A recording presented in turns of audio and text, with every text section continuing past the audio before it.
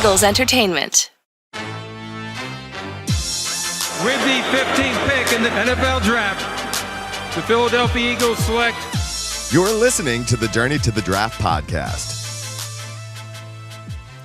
Welcome to the Journey to the Draft podcast, presented by Life Brand. I'm your host, Fran Duffy, and today we've got one of my favorite exercises of the year, our Senior Bowl only mock draft, and that's how we're going to start things off with Draft Buzz. Dane Brugler, Ben Fennell, they're going to draft two different teams based only on Senior Bowl players, only the guys that are taking the field this week in Mobile, Alabama. It's a really fun exercise just to kind of go through and discuss the biggest names in this event. It's one of my favorite parts of the draft calendar. It all kicks off on Tuesday with the first practice down here in Mobile, Alabama. I am on the scene. Chris McPherson's on the scene. Dane Brugler's here. Every single day, we will be bringing you updates on what happened at practice, some of the players that speak every day, and just general comings and goings around the NFL draft. Really excited to be back down here in Mobile, Alabama, and we're going to start things off with that mock draft in Draft Buzz. After that, we're going to put a ribbon on the Shrine Bowl in Las Vegas, Nevada, which those practices have now been going on for a few days, so we're going to catch up with Emory Hunt. Does a great job covering all things NFL draft and college football. He's going to join us for Pick Six. 6 players that stood out to Emory from his time in Las Vegas. We wrap it up with our draft mailbag. A funny comment from one of our listeners at home. As always, now's the time.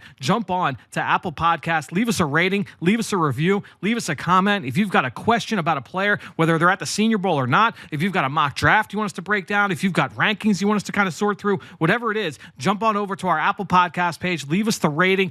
Leave us that comment. If you've got that question, leave it there in the comment box. We will answer it here. Like I said, we are doing daily podcasts here this week here on the Journey to the Draft podcast presented by Life Brand. All that said, let's get things started now with Draft Buzz, our Senior Bowl only mock draft. Now it's time for Draft Buzz. All right, well, excited here for Draft Buzz. Do an exercise that we've done a couple times over the years. I know we did it last year.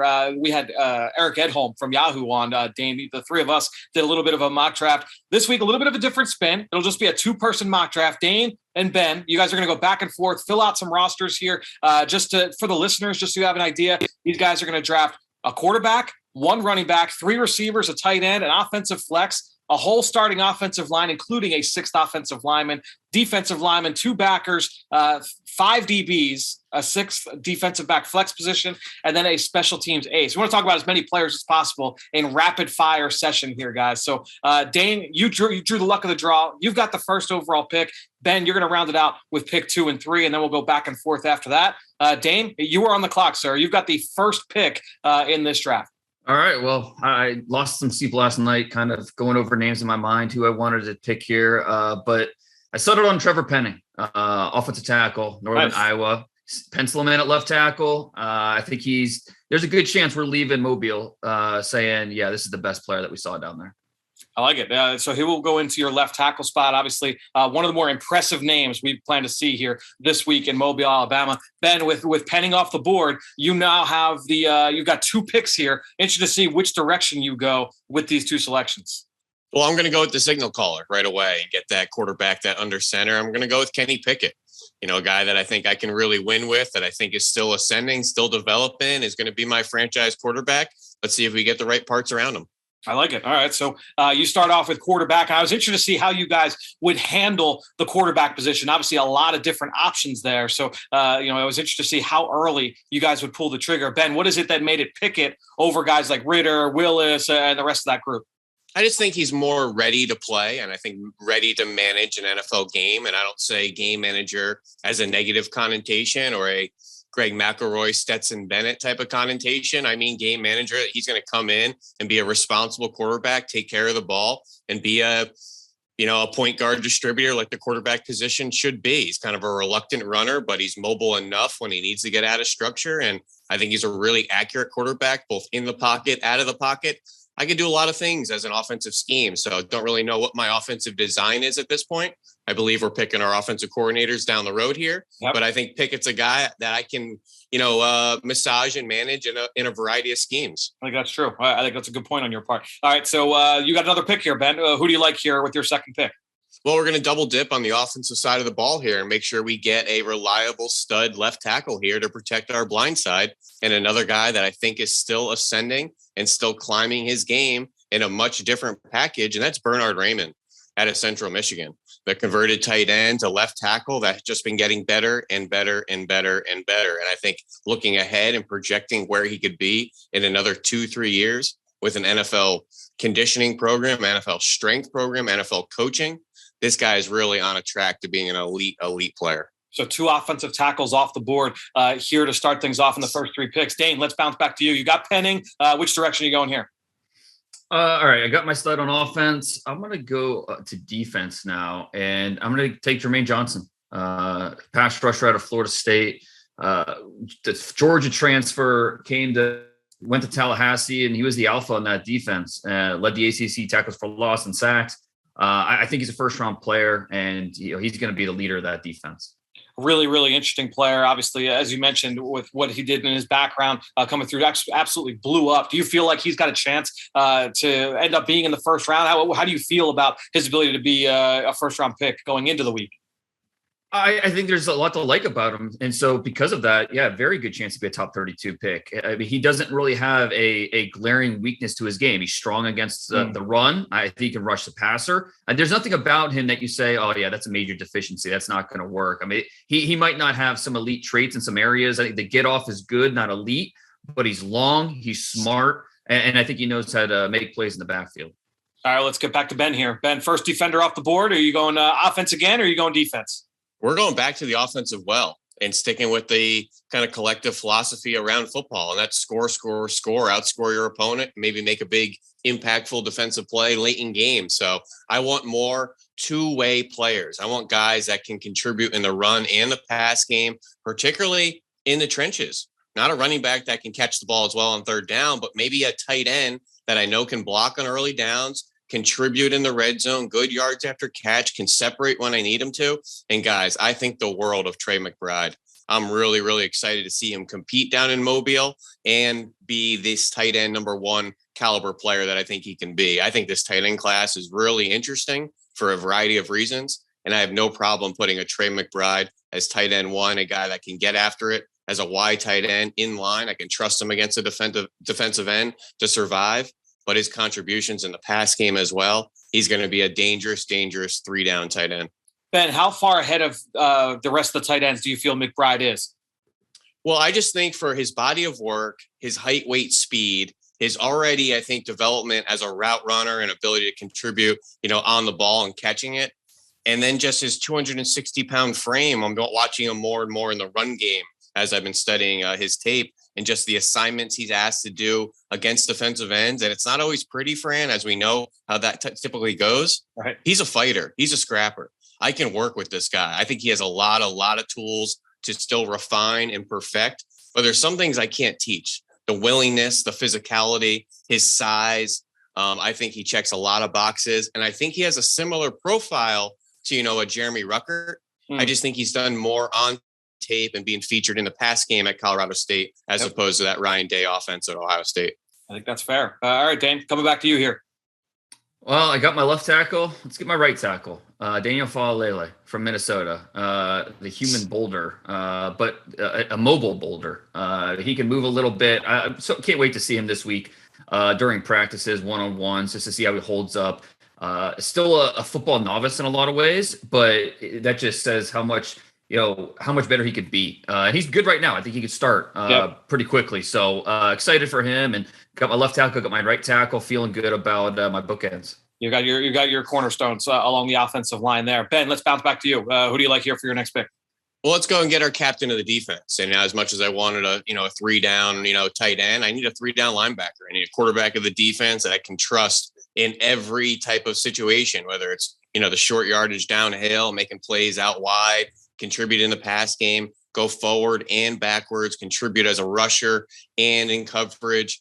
I need you to be a secure tackler. I'm going Chad Muma there out of Wyoming, 6'3", 245, absolutely hulking linebacker with really good speed, but he's a tackling machine first and foremost. He's going to be my captain of the defense and never come off the field. You feel like a rock solid second-round pick as we go into the week here for Chad Muma, Ben? Yeah, I think that's kind of a fair landing spot for him. I'm really interested to see how he looks against some different competition down there in Mobile and really start to get a gauge on his lateral speed, his foot quickness, his play recognition.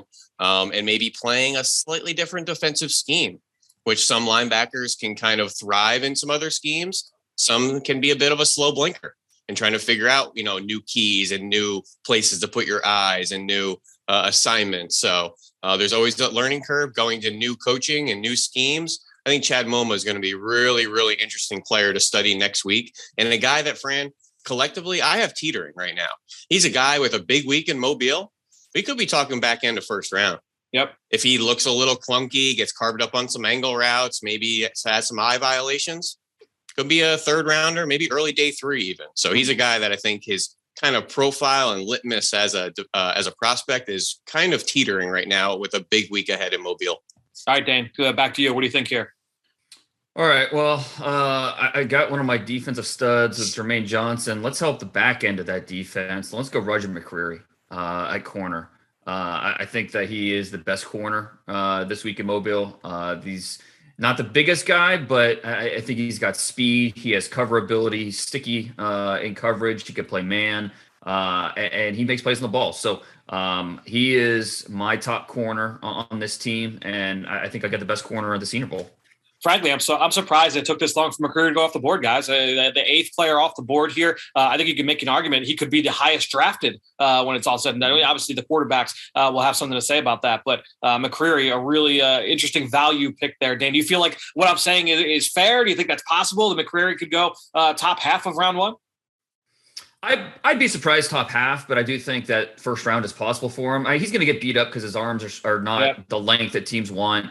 And, it's a really strong corner group when you throw in those juniors with Gardner and Booth and Stingley, Elam. I mean, it's a crowded group, and there won't be a consensus on the order of those guys, but McCreary's in that mix. And so this is an opportunity, those juniors won't be in here in Mobile. So this is an opportunity for McCreery to show up during one-on-ones and shut down receivers. I'm a little bit worried about McCreary's size. Obviously, some length concerns with his arms and things like that.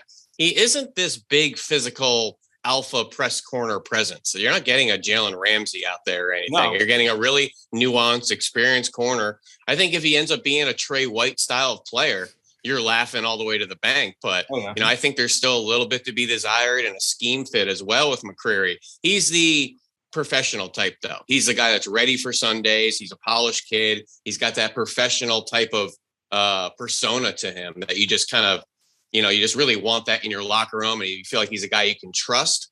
Now, what type of high level player is he going to be? I think there's a little bit of questions at this point, but a really nice player regardless. All right, Ben, who you like here for your next one? Well, looking at my board here, going Pickett, I feel good about, but then 3 straight group of 5s, 2 Mountain Westers out there. I know my fan base is saying, don't overthink this. Go get an SEC guy, go get the experience. Why are we overthinking this? I'm going to add a Brian Robinson into the backfield with Kenny Pickett here. And you may say 5th overall pick out of the Senior Bowl roster. Is that a little high for Brian Robinson? That's just what I think about his tone-setting presence as a 225-pound back that runs between the tackles. We're going to run the ball as an offense, really set the tone on early downs, make you allocate resources to stopping this big hulking running back. And then we're going to take our shots and capitalize on the pass game off of that. So I think Brian Robinson's a really, really good player. Not the flashiest, not the sexiest, not the home run threat. That's okay, though. That's not what we need him for. He's going to beat up teams early and beat them up in the fourth quarters. Big physical back, obviously one of the top running backs in the country coming out of high school, but was a 1-year starter sitting behind Najee Harris and all the talent they've had there in Tuscaloosa. Dane, let's go to your next pick. I keep going back and forth, but this is a no-brainer. I got to take Zion Johnson. This is my 5th pick, and I think I've got 5 players with a decent chance of going in the first round. Zion Johnson included. Kind of looked at a place last year at left tackle, moved back to his natural guard spot this past year, and he was outstanding. I love his play strength. I think there's a lot of things you could do with him, and so I feel really good about this offensive line I'm building. Yeah, I was going to say, I feel really good about your trenches so far, Dane. Trevor Penning at left tackle, Faley at right tackle, Zion Johnson at left guard. You throw in Jermaine Johnson on the other side of the defensive line. Zion Johnson, pencil him in. I think he's got starter potential very early in his NFL career. Ben, let's come back to you. Well, I want to add some more versatility on the defensive side. I'm going to go Jalen Petrie here out of Baylor, a guy that I think can be a covered nickel guy. a blitzer, good in run support, a little small in the frame, but plays so much bigger. I'm going to be playing this big nickel sub package where I don't think he's going to be coming off the field for the most part. So Big 12 Defensive Player of the Year, getting better and better. Experienced kid, has been around that Baylor program for a while. I'm a really big fan of Jalen Petrie and a number of these Baylor defenders. We'll see if I can land another one in a couple rounds. 1st and 10, regular personnel. What do you think is the best role for Jalen Petrie? If we were playing base defense, yep, I'm probably going to play him at my strong safety spot there. Okay. A guy that I can trust coming down in the box and, maybe running the alley as well. I don't think he's really that fluid back end player that's, loose hips and kind of rangy type of guy. I think he's more of a physical in close quarters type of player that plays much bigger than that frame would suggest. Like it. All right, well, let's go back to you, Dane. All right, well, keeping with my theme of guys that I think could be first-round picks, Logan Hall out of Houston. And this is – I wanted to take him about 3 rounds ago because he's one of my favorite players in this draft, but I was patient and he fell right to me. And do me a favor here, put him in the D-line flex because that's what I think is his, part of what makes him such an appealing player is he can play inside, can play outside. He's got that versatility. Dana Holgerson called him one of the best defensive tackles he's ever seen. And I like him better on the edge. Give him a little bit of a runway. Let him unlock that length, that ability that he has with his quickness. I'm just a big fan of Logan Hall and what he's going to be at the next level. I think that role for him early will be important, right? Because, I don't know that he's the most refined player, but he is a battering ram when he wants to cut it loose on rushing the passer. So whether he's inside or outside, he's going to rely on that power. He's going to rely on that length. And he's a fun player to watch. Plenty to still be refined, but a really interesting talent. I'm glad that you kind of penciled him into that role moving forward. Ben, let's come back to you here. Yeah, I'm going to go back to the offensive trenches here and start to bolster the interior offensive line. I'm going Ed Ingram here at LSU, who is an experienced player. He has really good size. I think he can survive in a gap and a zone scheme out there. Fell off a little bit in his development last year into early this year, but I think really kind of got back to form from that 2019 type of season where he contributed to that national championship team. Ed Ingram's a really big player, and I think some of his best football is ahead of him. Do you like him more run game focused, pass game focused? Like what is it that is the superpower here for Ed Ingram moving to the NFL? Probably run game. I think using that massive frame, which I think is nearly 340 at this point. Yeah. So we'll see what he weighs in down there at Mobile, but he's definitely a guy that can move some people. All right, Dane, let's come back to you. Now this is where it gets interesting. That was kind of my first 6 picks were kind of my top tier of guys that I really liked. And now it's going to that next tier. And there's a lot of different directions you can go here. I'm going to go to defense and let's keep building on that defensive line. Let's go Phil Mathis from Alabama, who is probably going to be one of the first 3 defensive tackles drafted, top first 4. There's a lot to like about the way he moves, power at the point of attack. I think he can play him at different gaps up front. So I like what he brings to my defensive line. What kind of scheme do you like him best for in the NFL, Dane?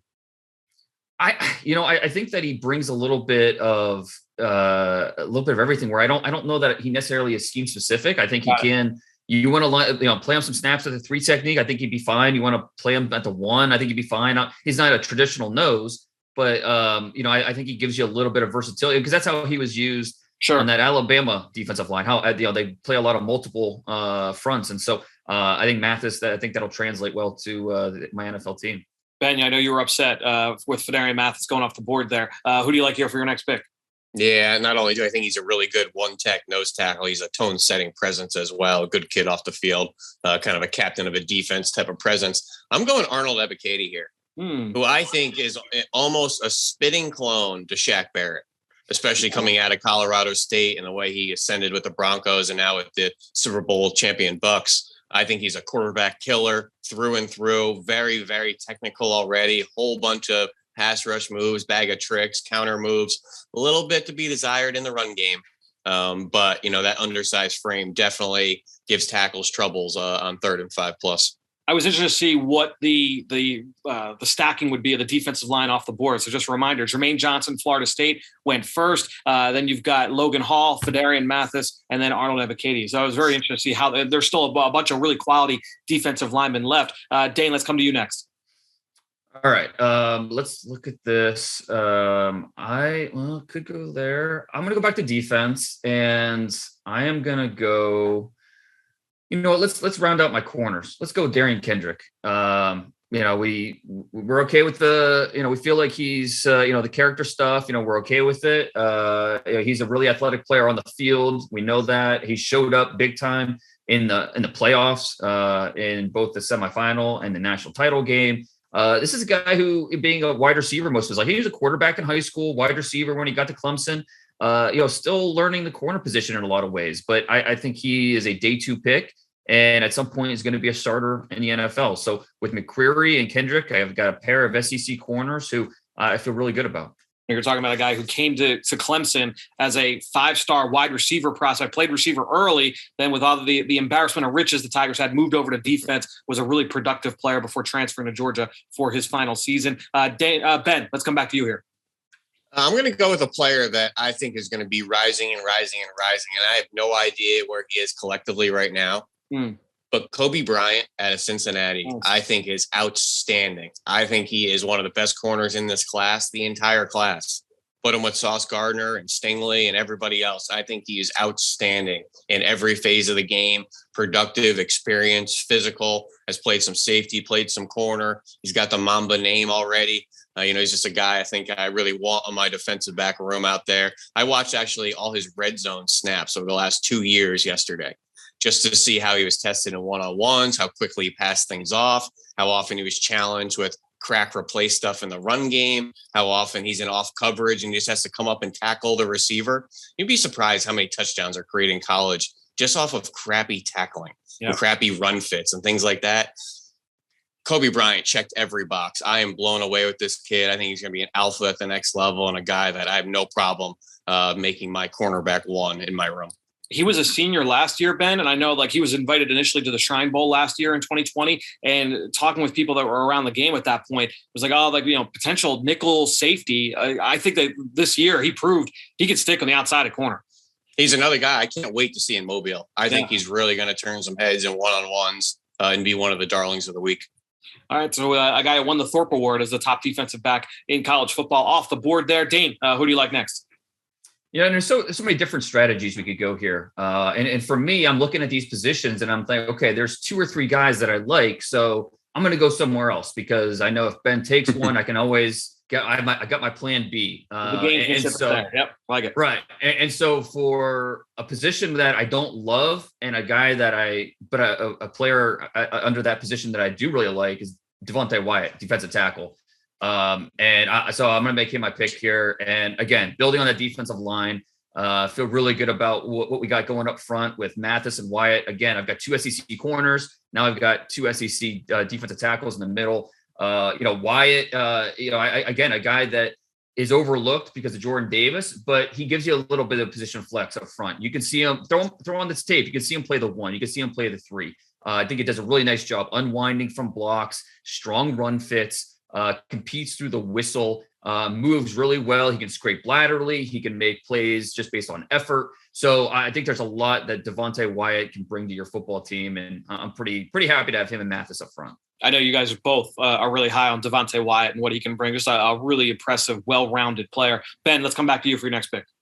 Well, let's go and pair Arnold Epicady with another guy that plays with his hair on fire out there. We're going to go Kingsley Anabari from South Carolina, who may not have a whole lot of pass rush moves and technique to his game. He is just a relentless SOB that just does not stop. He is an absolute freak motor and effort guy. I think he's going to be a really fun bookend Arnold Epicady. I feel like he's just underrated at every stage of the process. He's not. I think it's because he doesn't have that special physical trait, Ben. But as you mentioned, the guy just plays hard and he just checks a lot of boxes across the board. Yeah, I think there's a couple things working against him. He doesn't have that first step, the high side rushes, the spins, those types of things. Also, wasn't that competitive of a team, the past 2 years. So he's not on the big stage, very often. And a guy that also not generating tons of sacks, but lots of pressures. And if you want any sort of metrics or analytics, go look at PFF's pass rush win rate, which doesn't just clock sacks, but pressure wins. Yep. He's been a top 5, I think, the last 3 years. So he's a guy that's extremely, extremely productive and wins quite often. We're about 8 or 9 picks in deep for both players or for both teams here. I personally am shocked. No receivers off the board. Only one pass catcher, one back, one tight end. All of them for Ben. Dana, you have not yet addressed offensive skill. You've been focusing heavy on the trenches, but we'll see where you go here. Yeah, it's funny because I remember doing this exercise last year, and it's kind of the opposite. Yes. Last year, Kadarius Toney off the board, the Western Michigan kid off the board. I mean, it was you went Devante Smith with the first overall pick. Yep. That's right. Yeah. So this year it's a little different strategy. I think that, looking at these receivers, there's definitely some talent in there, but I don't know if there's absolutely one I have to have. I think there's a couple in there that I really like. So I'm going to continue to punt on my running backs and wide receivers. But kind of looking at where I could go, I'm going to go Jeremy Rucker at tight end. So I'm going to add one of those skill guys. Rucker, he can block, he can catch, and people, they look at his blocking and they look at his targets and they say, oh, he just must be a blocking tight end. But I mean, he can be as good as his volume in terms of how many targets you give him. When he was targeted in college, good things happened. And so I think that Jeremy Rucker's can be a better pro than he was in college. I feel really good about him being my starter. Ben, let's come back to you for your next one. Well, I think we need to find somebody on the inside of my defensive line. I love the Mathis Wyatt pair out there for Dane. That's a perfect 1-tech, 3-tech combo with some pretty good athleticism mixed in. Well, I'm going to find my brick of a nose tackle that's not going to move and probably not going left, right, back, forward. He's going to sit there and plug gaps. And that's going to be big Travis Jones out of UConn, who is one of the bigger freak show bodies of this class. And he's right up there with Jordan Davis out of Georgia for just being an absolutely massive nose tackle. May even be a little bit more athletic than Jordan Davis. So we'll see what he can do down there in Mobile, but a guy that's probably not going to be too much of a positional flex, a lot of nose tackle, a lot of 1-techs, and just plugging up lanes. We talked about it with Jim Nagy in yesterday's show, but this defensive tackle group this year in 2021 for the Senior Bowl, much better than last year's group. Whether you're looking for the pure 3 technique, your pure run stopping nose tackle, or your do everything types, I think this group of tackles here in Mobile has everything that you're looking for. Dane, let's come back to you for your next pick. All right. Well, I can't keep passing on this guy, Darian Canard.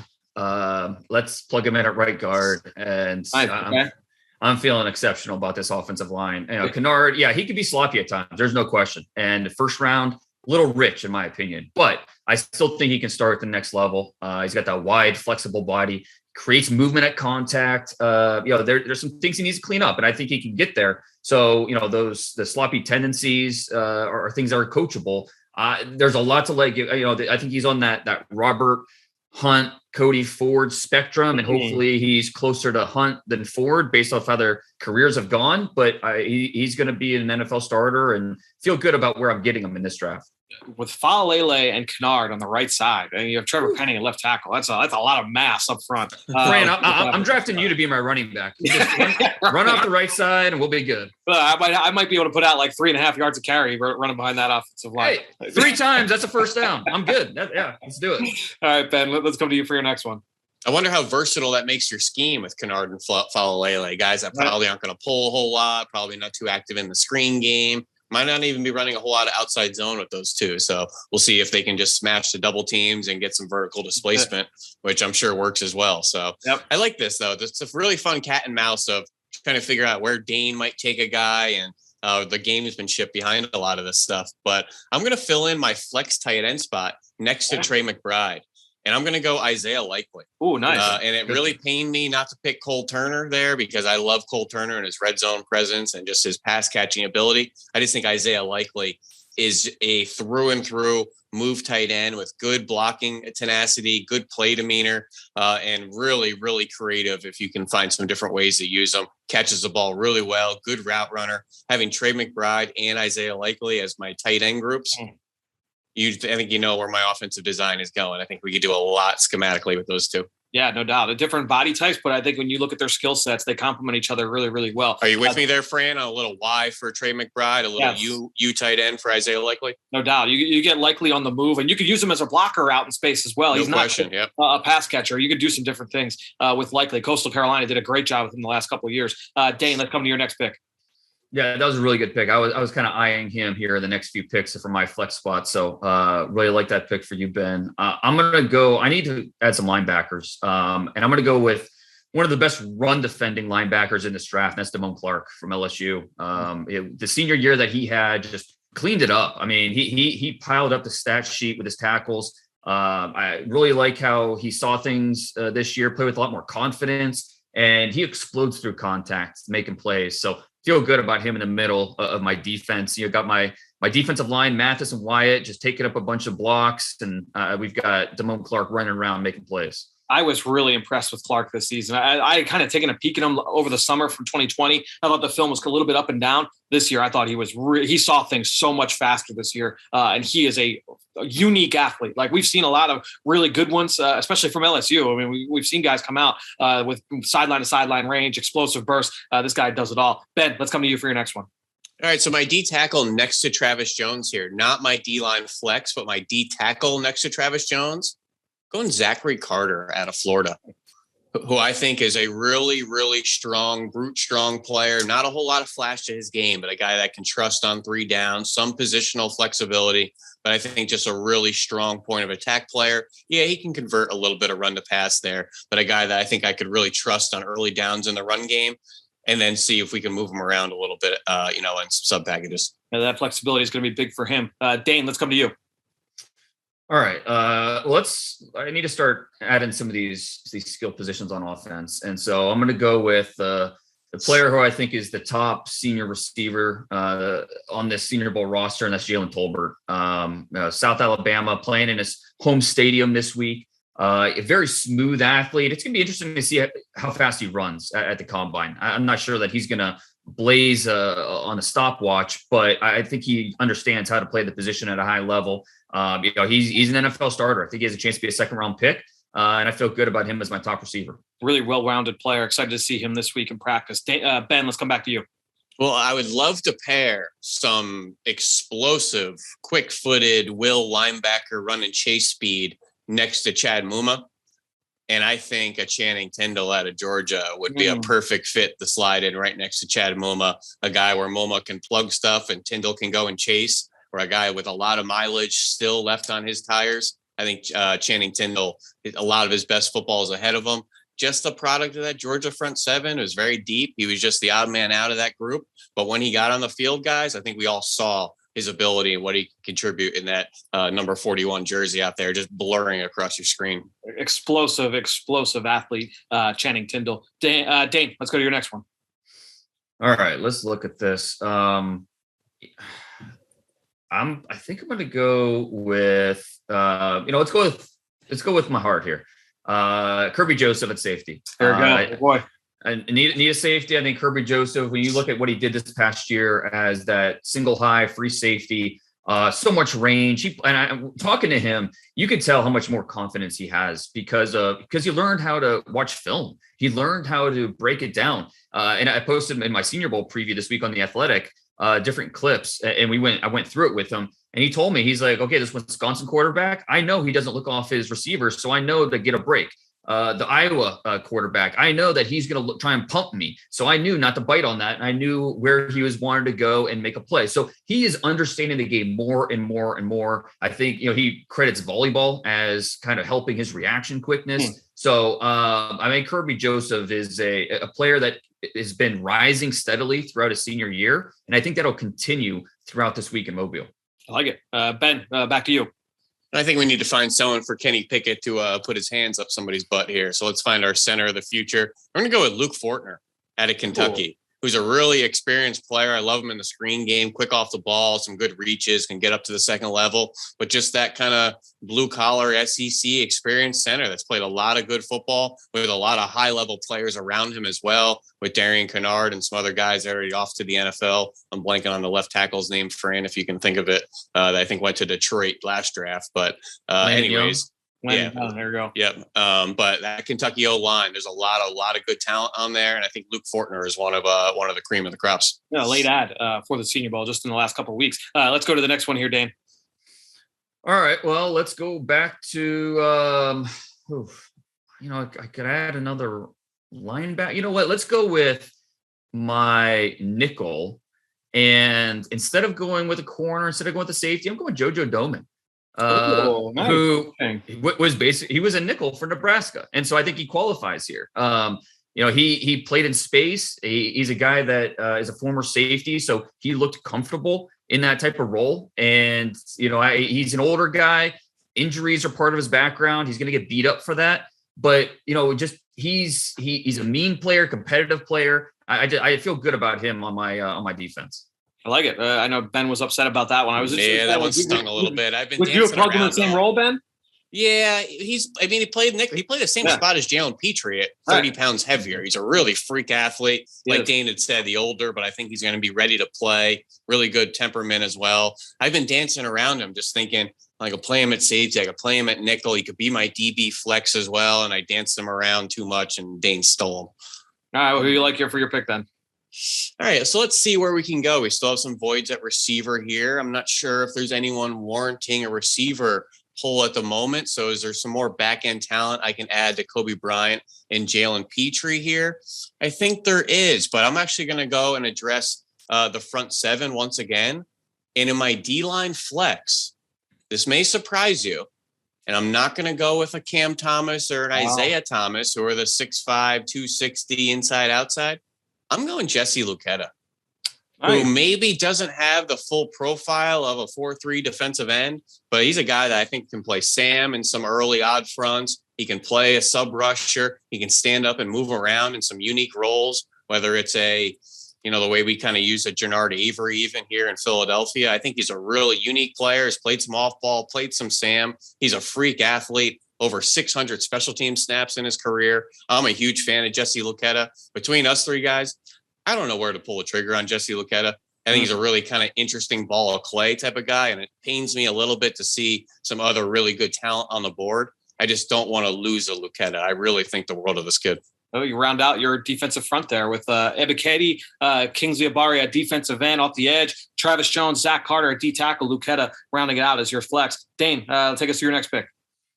All right, let's go back to receiver, and I'm going to go with Alec Pierce here from Cincinnati, a guy that can play above the rim. He's got some nasty to him with the way he plays. Played a little linebacker at Cincinnati as well, and I just think he can give me something down the field where he's going to make plays over defensive backs and be an igniter for this offense. Two big vertical threats there for you at wide receiver, Dane. Ben, let's go back to your next one. I'm going to start filling out the right side of my offensive line, and a massive offensive lineman that's played up and down the line. I'm going Cade Mays, who's played all 5 spots, has been a 4-year starter for 2 different SEC teams, literally starts at left tackle, left guard, center, right guard, right tackle. Fran, if you don't mind, plug him into right guard for right now, and we'll figure it out from there. He might be a guy that can move around and give our room some collective versatility. At the end of the day, he is massive. He is every bit of 6'6", I think 335 or whatever he is listed at. Looks a little bit like Ben Cleveland that came out last year, also big, but Cade Mays, big player. Yeah, Ben Mays, like you said, has that versatility that teams certainly covet. Dane, let's come to you for your next pick. Oh, man. So I think I'm going to go Myjai Sanders. Let's plug him in my other edge spot. Cincinnati, a little light in the pants, and so you can run at him a little bit, but I think he does a really nice job with his hands, and we know how quick he is with his feet, with his lower body. You give him a chance to just pin his ears back and go, and he's going to put pressure on your back in your backfield, and he's going to be disruptive. So with Jermaine Johnson and Myjai Sanders on the edge, you've got Mathis and Wyatt in the middle, and you got Logan Hall mixing his way in there. I feel really good about this defensive line. One of the quickest first steps in this draft for sure. Ben, let's come to you. I'm going to go ahead and add Cam Britt-Taylor to my defensive back room opposite Kobe Bryant. He may be a guy end up converting to safety. We'll see, some of his one-on-ones or workouts down there in Mobile, a guy that may struggle a little bit with some turn and run stuff, a little stiff-hipped at times, but he is 6 foot, 200 pounds. He's thick. He's physical. He's a guy who can contribute in run support, maybe a little bit more of a cover 2 corner. We'll see what type of scheme we play out there. But having a Kobe Bryant, Cam Britt-Taylor on the cuff on my depth chart right there at corner, pretty happy about that. Yeah, tough player. Really good ball skills. He's a fun player, Cam Taylor-Britt. Dane, let's come back to you for your next pick. I'm going to go out of order a little bit here, and I'm going to take my 6th offensive lineman. I'm going to go with Godecki. Just because I think he can play all three positions: center, guard, and tackle. And I think that he is an NFL starter. Bernard Raymond went so early in this draft, and he should have. Bernard Raymond, I think, in my opinion, is a first-round pick all day. But his teammate Godecki, there are some around the league that think he might be the better pro, probably inside a guard. But don't be surprised if we see him take snaps at tackle and at center this week at the Senior Bowl. I like it. Godecki is a guy that really has stood out. I agree with you in a lot of different ways. And we had Jim on yesterday talking about his background and what he looks like moving forward. Ben, let's come to you for your next one. Well, we're going to go to the receiver well finally. And one of the better playmakers in college football. That's right. All of college football that just was a little bit of a victim of his conference. I think Khalil Shakur is one of the best playmaking receivers in this class, a 3-level receiver, really good hands, but can create after the catch. He can win in the route. He can win down the field. I don't think he's scheme specific. I don't think he's alignment specific. I think he can do a lot of things for an offense, even some end around stuff, some handoffs. He's taken a number of things from the backfield as well, just putting the ball in his hands, done some returning as well. He may not have the size profile. He's about 6 foot, maybe 185, 190, but he can move and he's got all sorts of shakes and wiggle after the catch there. So I think he's one of the better receivers in the class and one of the best playmakers outside of those first, Power 5, group of receivers we all know. Definitely has that potential to be a 3-level threat at the wide receiver position. Dane, let's come to you for your next one. All right. Let's look at this. I need another wide receiver. I need a center. I need a linebacker. Let's not overthink it. Let's go Dylan Parham. The Memphis guard center. He played tackle and guard in college, but he's going to be taking snaps at center this week. So I think that's probably his best position. I think he's a little undersized for some schemes, but I do think that his core strength, his quickness, the way he's improved and gotten better every year, because he went to Memphis as a tight end initially, and he was 230 pounds. He's put on about 70, 75 pounds. He's up to close to 315 at this point, so close to 80 pounds. So I feel good about my offensive line now that it's complete with Penning at left tackle, Zion Johnson at left guard, Dylan Parham in the middle at center, Darian Canard and Faley, right guard, right tackle, and then Godecki as my 6 offensive linemen, kind of do everything, guys. So feeling good about this offensive line. We talked about that size and the girth you've got up front on the perimeter. Then you factor in an undersized athlete like Parham. I think that's a really interesting compliment. Ben, let's come to you for your next one. I'm just going through my cornerback listings here as I had a typo. You know what? Do me a favor, Fran. Let's add Cam Britt Taylor. Let's slide him over to nickel. I think we're going to make him my tough nickel. I like that. I'm going to fill out my other cornerback spot here with Tariq Castro-Fields out of Penn State. Nice. Who I think is a really good, experienced player, tough player as well. Similar type of profile to Kobe Bryant as well, just with the experience and his ball skills and toughness as well. So he's a guy I think is a little bit overlooked in this class. Might have been able to come out last year as well. But Tariq Castro-Fields, a really good player. Yeah, he's a guy that honestly has caught my eye the last couple of years. He was going to the Senior Bowl last year, but then went back to school for that extra year of eligibility. So Castro-Fields is the guy that has caught my eye the last couple of seasons. Dane, let's come back to you for your next pick. All right. Well, let's go to my running back. Let's just pick him up. And let's go with, there's just different types, so many different types of running backs in this group. You could go with the undersized guy who's going to maybe give you more of the backfield. I've got a plan here. So let's go Damian Pierce, the Florida running back, who's just put his pads down and he's going to try and run over you. He's also got quickness. He's got some bruiser to him, but he's not. He's not unathletic. So Pierce, to me, he's going to be my bell cow running back. He is a guy that we had Jim on yesterday, waxing poetic on Damian Pierce and how much everybody in that office is a really big fan of his game. Ben, let's come back to you.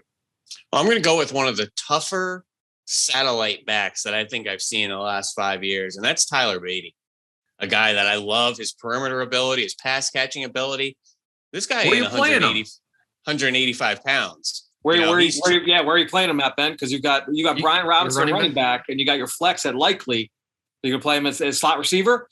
Sure. Yeah. Make him my third receiver. That's fine. Okay. That's a guy that I think is like a Steve Slayton type of player that I think can really contribute on the perimeter. Some bubble screens are going to get him some angle routes. He'll be our perimeter kind of satellite back. When Brian Robinson needs a breather, that's okay. You can put him at that receiver spot. Yeah. I think he's really, really creative player, experienced player. It was great to see him get the workload once Larry Roundtree went off to the NFL. Yeah. He's a tough SOB, but he's a satellite back. He's a pass catching back in a really good frame.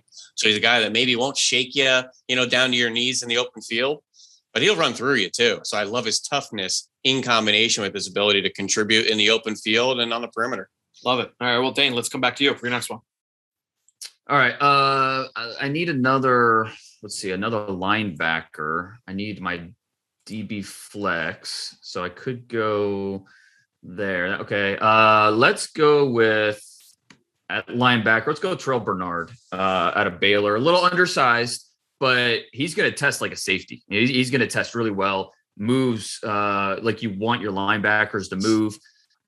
Disciplined eyes. He has athletic range. I think he's kind of a down the road starter in the NFL. But he's something that I really appreciate about him is he's been under different coaching staffs at Baylor, but Matt Rule raved about him and his intelligence. Dave Aranda raves about his leadership and integrity. So I think that not only is he a good player, but a good person for the locker room and for, a kind of type of a leader for my defense. God, that's just rock solid across the board. Ben, let's come to your next pick here. For my DB flex here, Fran, I think one of the more interesting players in the entire class, give me Zion McCollum out of Sam Houston State, who I think is a really, really interesting player here. He's a productive player. He's played a variety of spots, I believe, on that Sam Houston defense as well. I think a little bit of safety and corner, if I'm not mistaken, but all sorts of ball production, tons of experience out there in a really unique size package. And I think about 6'3" or so. Let's see what his official measurements are. Yep. Guy that ran 4.4 official in high school. Really interesting career down there for Sam Houston State. Prolific career as well for anyone that's been following the Sam Houston program. Go look at North Dakota State's FCS championships. One little hiccup in there. I believe Sam Houston got one in the FCS, but really good player, productive player, and I think will be one of the studs of the week. 52 games started for Zion McCollum. Just an incredible 5. Do you have his ball production? It's something insane as well. It's like 15 picks and 15 interceptions, 60 PBUs or something weird. I mentioned a 5-year starter. He only had 1 year where he didn't have at least 3 interceptions. Like, it was just consistent production across the board, which is really impressive. It's 54 passes defended, 13 interceptions. Awesome. Wow. Impressive. All right, Dane, let's come to you. Okay, so I need my DB flex. I'm going to add another corner, and I'm going to go Jalen Watson from Washington State. And so that this way, when we go to nickel, bump Roger McCreery inside the slot, keep Watson and Kendrick on the outside. I think that works. Watson is a guy that's continuing to get better and better with the more football that he plays. Is lightly recruited out of high school. Just tried to go, tore up the JUCO route, tried to sign with USC. That didn't work out. Went home, got improved his grades, went to Washington State, and he's been productive the last 2 years. So I think he's a guy that's yet to play his best football and type of guy that I want to develop on my back for the back end of my defense.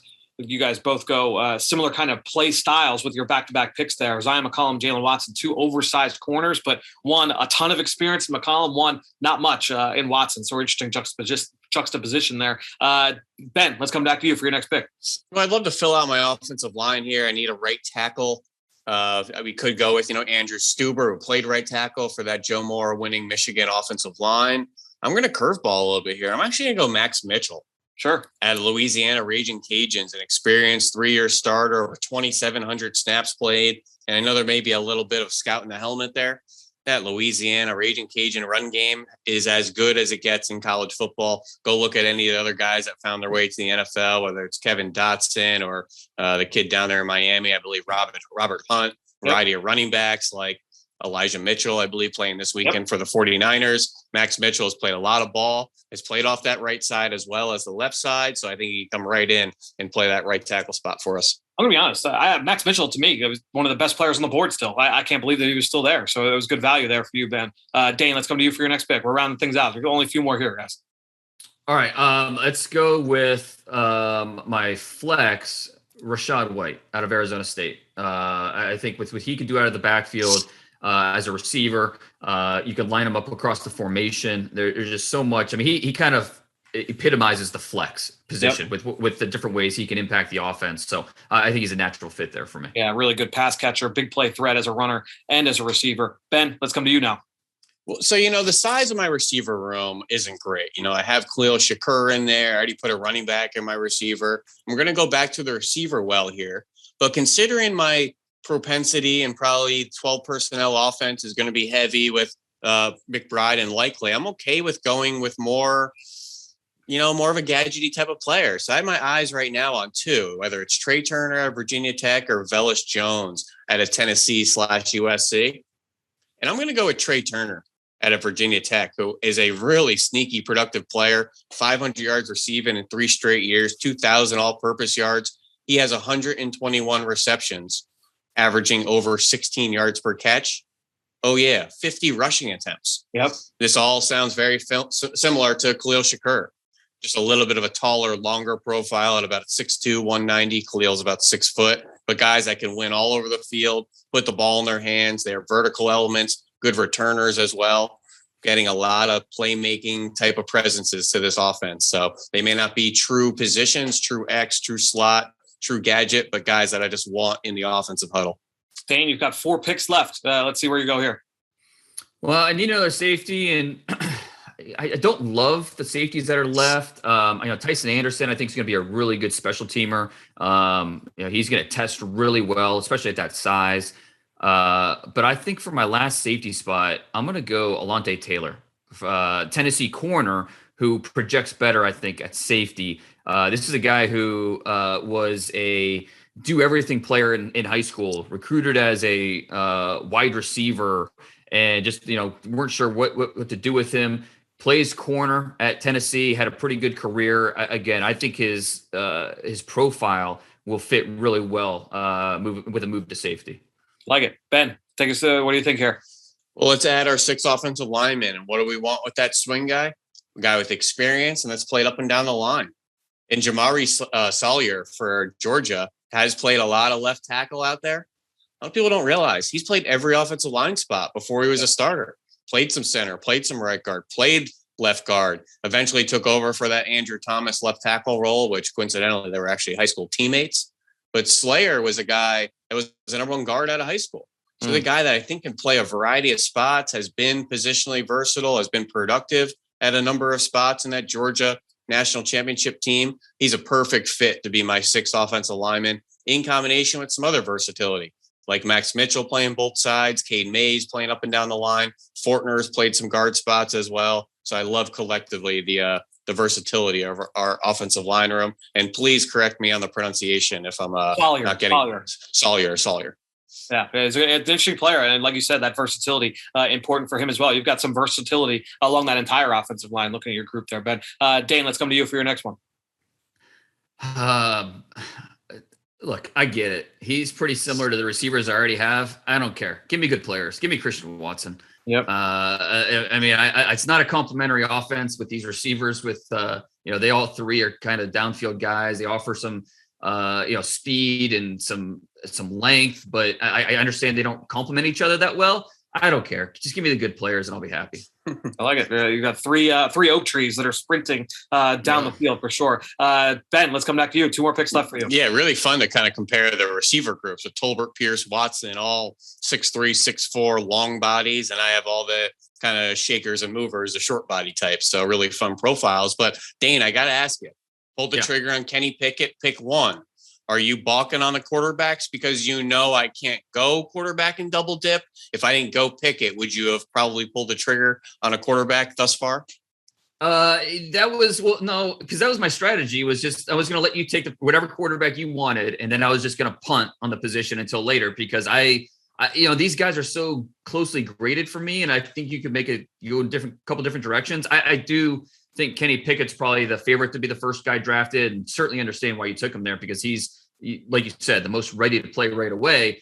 But you kind of made my decision for me, taking him with the first pick. I knew I could kind of wait and decide which of these quarterbacks I really want to take. I know, but now the gamesmanship behind it all. Now, Fran, what round are we in? Round 25? Yeah, we're down there. And we're sitting here with Ritter, Strong, Willis, Howell on the board.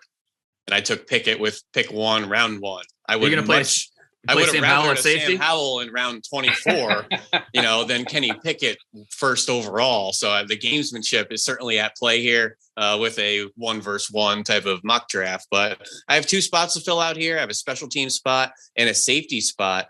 So who are we going to plug in here? Who can we plug in here? Well, the special team spot, Fran, you know where I'm going here. The special teams ace of the group.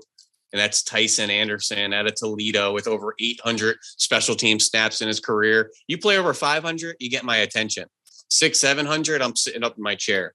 800 is, whoa, wait a minute, hold on, I need to double check this. And Tyson Anderson is well over 800 career snaps in his career there for Toledo. Maybe not the most prolific tackler. I think that's, I'm blanking on his name right now. Just watched him yesterday. Anyways, the returner, Marcus Jones out of Houston. But as far as experience, Tyson Anderson, Toledo, really, really good player. Anderson's a really intriguing talent, even on defense. I think there are some tools there. If you like Kyle Hamilton and you like everything that he brings, I think this is kind of a day 3 version of a Kyle Hamilton with his height, weight, speed profile and what he brings to the defensive side of the Percy Butler was the other one. He has 25 career special teams tackles, probably the best cover guy. Marcus Jones is the best returner, but Tyson Anderson, the most experienced throughout his college career. And Percy Butler out at the Shrine Bowl in Las Vegas as we speak. Dane, let's come to you now. You've got 2 picks. You've got your special teams ace and you've got a quarterback. Well, I'm going to keep thinking about my quarterback. So I'm going to go with my special teams ace. And I'm going Troy Anderson, Montana State. This is a guy who running back, quarterback, linebacker in college. And I think he's – you're not quite sure where he's going to play at the next level. He's got so much versatility to play with. I think at the very least, he's going to be a stud on special teams because he's going to run really well. He's probably going to run high 4.5s, low 4.6s for a guy that's 6'4", 235 pounds. So I think he could be a special teams demon while you try to figure out, all right, we're going to sprinkle him in on offense. Is he going to find a home on defense? Bottom line, he's going to be a special team stud for me. I like it. Ben, your final pick, your safety. Who do you like? Oh, man, this is tough here. Do we take a flyer on a D2, D3 kid like a Gregory Jr. or Joshua Williams, who out of Fayetteville I really like? I know we're picking a safety here, but I'm just grabbing a defensive back. We can move him around if we want. I'm going to go with a JT Woods here out of Baylor. Nice. Let's add him to Jalen Petrie. They played behind each other in that stack role in that Dave Aranda defense for a number of years, so should have some good rapport. JT Woods is tall, long, really, really good speed, can get to the alley into the backfield in a flash, contribute on special teams as well. And I don't think people realize how good that Baylor defense is. Tons of high-level players that played for Aranda. I already saw what's his name? Dane already grabbed Terrell Bernard there. Really good player. A couple other ones. I'll grab a JT Woods. Those guys complement each other well. Dane, finish this out here. We have Ben take Kenny Pickett with his first pick. Who's the quarterback you're taking with your last pick?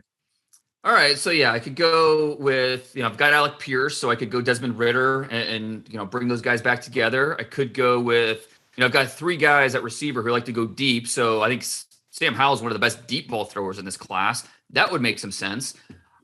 I'm going to go with the guy among this quarterback group that has the most upside, and that's Malik Willis.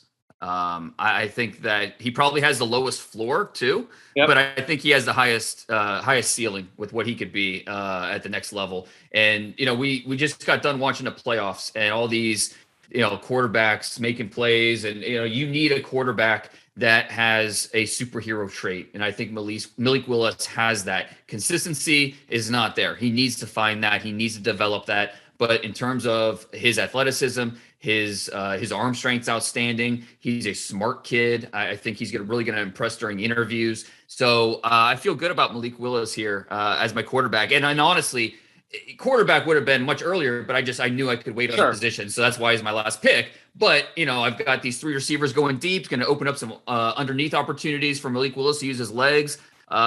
Feel good about him as the captain of my offense. That's not how this works, Dane. The headline's going to be Dane Brugler takes Jalen Watson ahead of Malik Willis on the mock draft. That's how it's going to get packaged. We know how this goes. Yeah. Dane Brugler takes Malik Willis in round 27. What doesn't Dane like about Malik?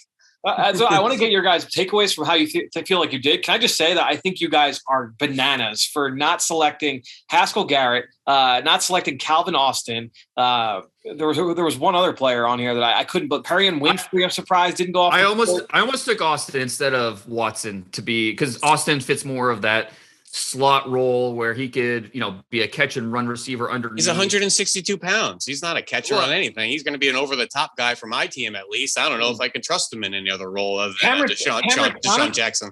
You guys didn't take Cameron Thomas from San Diego State. I actually think I like Cam Thomas, Fran. I was watching a lot of his tape lately. I actually don't love his buzz and his upside. I think he's a little bit of a stiff out there, a little bit more of a Carl Nassib type of player than I think anything.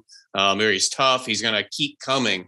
Doesn't have a whole lot of first step, not a whole lot of pass rush juice, not a whole lot of explosiveness. He's just a relentless, tough player, which wins in this league. But I have some buyer beware. I would rather an Isaiah Thomas out of Oklahoma than Cam Thomas. Oh, wow. Dane, what was the biggest takeaway from the exercise, Dane? I think there are some really good players left on the board. And I just, like Cam Thomas was a perfect example. Would have loved to drafted him, but with Jermaine Johnson, Myjai Sanders, and Logan Hall as kind of my top three guys at edge, I just had no room for him. And so I did think it was interesting looking at safety, how just not loving the safety class this year and, just the options there. Linebacker, I felt good waiting on because I did like so many of the linebackers, like a guy like Darian Beavers from Cincinnati did not get selected, who's a really good player. See, I like some of like the H-back guy. I love Jeremiah Hall and Connor Hayward. Mm-hmm. But like, where do I plug them in? I filled up my tight ends. They're not going to be running back. So it's kind of victim of the board there. The one guy that stings me to not pick is Cole Turner. I think Cole Turner is a stud out there, but I went to the tight end a little early there. So was just a kind of victim of the board. Yep. Yeah, it was an interesting exercise. You get a sense of the top players, where the class is deep, where the class is a little shallow. Now, Fran, the one position group you didn't mention there when you're ruffling off, you didn't pick him. I think me and Dane nailed the offensive line group.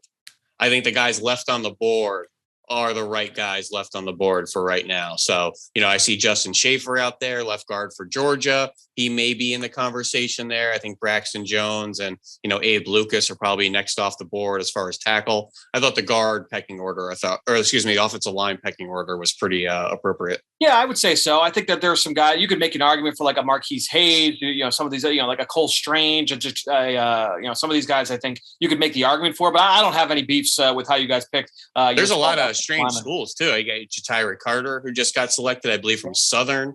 Spencer Burford from UTSA out there. Yep. I see a North Dakota kid here, not North Dakota State. I believe North Dakota. Yes. Is that? Well, let's go. Yeah. 36-inch arms. Yeah. Yep. The Fordham kid out here as well. So there's a bit of a learning curve with some of these guys too that we'll get a little more familiar with down in Mobile. Yeah, Fran wanted to ignore them, but I'm adding Cameron Dicker and Jake Camarda, the kicker and punter, to my roster as well. All right, beautiful. I'm glad you're able to sneak them in there at the end, Dane. Well, guys, a fun exercise. We'll try and do this on a yearly basis. I really enjoy doing this going into the Senior Bowl. It's just a primer for everybody on the top players. Ben, Dane, we'll be hearing from you guys throughout the week. Now it's time for Pick Six. Well, excited to welcome back to the show here this week for Pick Six is Emery Hunt, who does a great job covering all things college football, NFL draft, like I said earlier. And you can obviously catch him as well on the College Draft podcast with our buddy Ross Tucker, who was always on here on the Journey to the Draft podcast. Emery, welcome back to the show, my man. Always a pleasure, man. Always great to talk shop with you. Is that time of year, man, and we actually get to go to these things now. Yeah, that's a little bit of an alien experience for us based off the last year and a half or so. But I'm really excited to be back down here in Mobile, Alabama. Excited to see you in person as practice gets kicked off. But before we start talking about Senior Bowl, which we will do plenty here this week, I wanted to kind of get your thoughts. You were in attendance for the East-West Shrine Bowl this past week in Las Vegas, Nevada. You were also out west in Pasadena for the NFLPA game. But I'm excited to kind of get your thoughts here on the standout players from Las Vegas. And we'll just kind of get three guys on each side of the football. We'll start with number one. On offense, who's one guy that really stood out to you over the course of the week of practice? I was very impressed, number one, with Tulsa's wide receiver. Josh Johnson.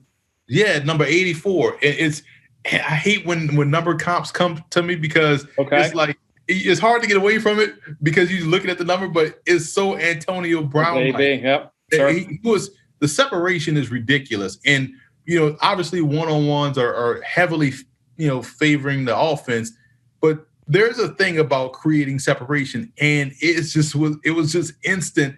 Every time he made the move at the top of his route, it looked as if the defender saw two people and chose the wrong one. So he quickly jumped to the outside while homeboy was already on the inside, 5 yards away from him. And it was every time. So he stood out for me from just a raw athleticism, twitchiness standpoint. And Samori Toure, if we're looking at a receiver, smooth, fluid athlete, deceptively fast. He was able to slowly pull away and stack defenders, and has the athleticism to make any type of catch away from his body without really breaking stride. Yeah, a couple of guys that stood out to me on film. Johnson, he had issues with drops over the course of his career with Tulsa. He transferred. I'm trying to remember where he started his career, but it might have been Western Kentucky. Don't quote me on that. But either way, went to Tulsa, and this year he had a couple Power 5 games against Ohio State and Oklahoma State, put up big numbers and looked pretty good, and was able to create that consistent separation that you talked about with what he did this week in practice, and rarely put the ball on the ground in those two games. And I think those two kind of standout performances against some obviously bigger competition, I think that really helped him. And Toure, as you mentioned, I mean, this is a guy who started his career, I believe he was at Wyoming, right? Before transferring to Montana. That's right. I knew somewhere up in the PNW. Started at Pacific Northwest, goes to Nebraska this year, has a solid season for the Huskers. Who'd be the next guy for you on this list? On offense, I was impressed with just the footwork and vision of Jashawn Corbin. And how he runs, man. It's a skill that, as a former running back, I wish I had. And I see a lot of these guys nowadays just have it because of what they probably are being taught and bred in high school. Just the patience, man. Like he's pressing at the line of scrimmage before making his cut. So as a linebacker, you're like, okay, he has to commit now because he's at the line of scrimmage, but nope, he makes that cut. He finds that cutback lane and is able to consistently make moves through traffic. So he's been very impressive with the footwork division and the elusiveness that you want to see from a tailback. It's funny you brought him up because he was one of those guys that as I first started watching him, I thought he teetered on the line of like patient versus like indecisive. And the more I watched, I was like, yeah, no, this guy's patient. Like he's purposeful with what he's doing. And I really struggled with that early on. He was an all-freshman SEC at Texas A&M, ended up transferring out did the reverse Jimbo. He went from the A&M to Florida State. But Corbin is an interesting player, big body kid who's got some smoothness to him. I think just watching him, no real harsh negatives on the film. I just feel like he kind of checks a lot of the boxes. I don't know if he's got like an A trait, but I think that you can see that he checks enough of the boxes to make you feel like, all right, this guy can come in, compete for a backup spot. Who would be the next guy you would want to spotlight? Well, it's not a guy per se. It's a position. The tight end position was impressive. Man. Across the board, from Garrett Prince to Jelani Woods, the tall tight end from Virginia. I interviewed him. The first question I said was like, bro, why are you so tall? That was my first question. I had to get the elephant out the room. You have him. You have Tegan Quitoriano from Oregon State who told me, like, man, we blocked a lot. People don't think I can catch and run routes. He was out there day one just showing fluidity and everything. So I just thought that it was funny because you're watching these things and after a while the light comes on. So I'm watching the Ohio tight end. Yep. And I'm like, wait, oh snap. That's Armani Rogers, who is funny. Quarterback. Quarterback at UNLV, freshman Missouri Valley Conference guy, and we're practicing at UNLV, but he looks so natural at the tight end position. So I thought just collectively, based on what we're going to see in Mobile, man, we might have one of the deeper tight end classes that we've had in quite some time. It's funny you say that because I feel like every All-Star game is going to say that this year. It's like, man, like this tight end group is really good. I mean, Jim Nagy has said that in the past about the Senior Bowl. I know Eric Galko was excited about the tight end group in Las Vegas. I know it's just kind of bouncing around. Everybody really excited. And that's the thing is that last year you had Kyle Pitts. You had that freak show alien top 5 pick. Yeah, he's not present in this class, but it's a really deep group. And I think when you get to day 3 and into those undrafted free agents, people are going to be getting steals, guys that maybe are not starters, but really long, reliable, long-time backups at the position. Let's go over to the defensive side. Who would be the number one standout on that side of the ball? not biased here, but man, Taylor and Humphrey, bro. Like you've been in NFL buildings, Fran. You've seen Reggie and Riley McKenzie, right? Just how big they are. Like just naturally big dudes. That's how Humphrey is. Humphrey measured in at 6'6", 350. So he's a large dude and is not fat. And that was just blowing my mind that this is a big dude with quickness. He played nose at UL, and I like how the Shrine game had it schemed up to where guys that fit 3-4 defenses, they have them all on one team. So he's playing sort of the same role here, but he's someone that flashed an ability to be a really good one tech. You can see him playing a 5, kind of how Dexter Lawrence plays for the Giants. I can see him playing that role in the NFL. I was impressed with how big he is, number one, but how quick he is for someone his size. Plays with good leverage, who doesn't pop up out of his stance as someone that's 6'6". 82-inch wingspan. I mean, it's just a large human being. You had a couple raging cages out there. How did Percy Butler look? Did he flash at all? He did. He had an interception. He had a fantastic interception against E.J. Perry from Brown, where he read it, drove on the ball and really took it away from the receiver. And that was something when I talked to him that he wanted to stress. He's like, man, everybody talks about my amazing play on special teams, but I'm a dog too on that secondary. I can play. And he showed up big. He had, he was a little bit inconsistent on the first day, but man, the second day, making hits in the run game in 9-on-7 and picking passes off on the back end. So he's been impressive too. He was obviously known for his ability to come in and play special teams. I think that's kind of the moniker that people have on him early. It's like, this guy's going to come in and be able to contribute in that realm right away. So good to hear that he was able to make some plays on defense as well. Who'd be the next guy you'd highlight on D? And this was one that I couldn't wait to talk about because he was just so impressive, man. Jacoby Durant. I tweeted out, I want to say yesterday or a couple of days ago, and this is, and Eagles fans listen to this will appreciate this. Dude is legit Eric Allen reincarnated. Whoa, man. Wow. From how he's built, he wears the long sleeves, kind of baggy. He's a slight guy. He's 5'9", 183, but talk about a dog mentality. And when I talked to him, he was like, listen, people will see me as a slot, but I want to play on the outside. I can play on the outside. Don't look at my size. I want to be on the outside. And watching him in 7-on-7, watching him in team drills, how he transitions out of his breaks, he turns and runs rather well. He's not afraid of the catch point. He's going to challenge the ball and 9 times out of 10 make a play on it and come away with it or knock it away. And when he blitzes, he's blitzing with a purpose. He's not blitzing to get blocked. He's blitzing to get to the quarterback. And so he has that it about him that you want, and guys like that you want on your team. And I was impressed with how well he just fit in terms of playing on the outside. It wasn't like a guy that said that and got out there and you're like, yeah, he probably could kick him inside. It looks a little bit overwhelming. Not the Jacoby Durant, man. He was impressive. He just the way you're talking about him reminds me of the last time you and I were at a Shrine Bowl together. I believe it was the last time. I believe this was 2020. Was Jimmy Moreland, JMU? Exactly. Very similar kind of dynamic there, right? Yeah, exactly. Guy that just he has a raw enthusiasm about the game. You could tell he takes pride in it. It means something to him, and he wants to be the best at it. It was funny because when I sat down to talk with him, I jokingly told him, I was like, yo, first of all, let me apologize for picking against you guys against Jackson State. I thought we were going to play y'all guys. And so he was like, yeah, you was wrong. And you could, and just talking to him about that game, the passion that he still has today about that game that was 2 months ago. Like, he was really upset that nobody was giving those guys a chance to play.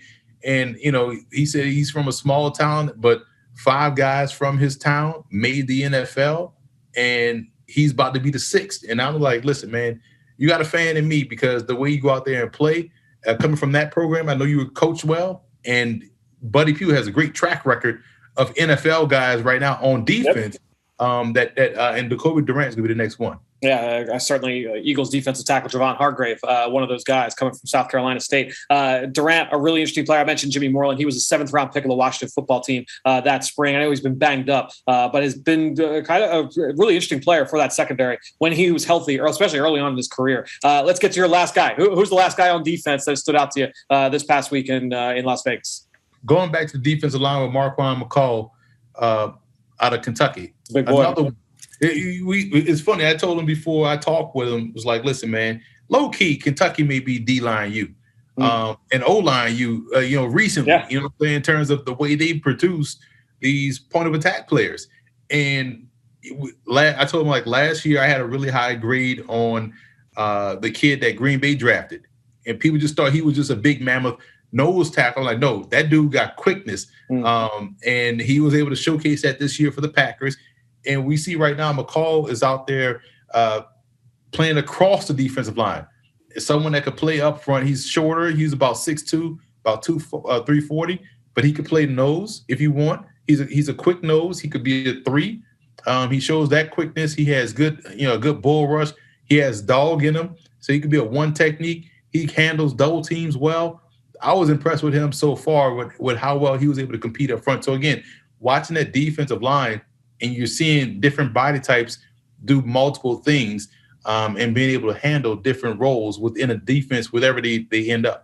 Watching that Kentucky front, I mean, Mccall got the call to the Shrine game or to the Shrine Bowl, and Josh Paschal, he got the invite to the Senior Bowl. He's not participating due to an injury. You could have made the argument that Mccall was a little bit better on tape in terms of, especially with the flashes. Intriguing body at 6'2.5", just under 350 pounds. This is a big boy who's got some quickness. Like you said, it seems like that D-line group in general. I saw plenty of Noah Ellis going viral on social media. Myron Tagovailoa-Amosa from Notre Dame really flashing. You already talked about Taylon Humphrey, Thomas Booker from Stanford. So not only that tight end group, but that interior defensive line group seemed to be a strong one out in Vegas as well.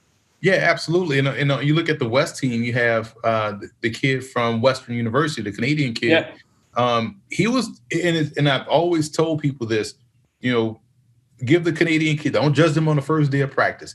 It's going to take them a couple of practices to get acclimated with the consistency of the strength, speed, and athleticism they're going to see here in the States.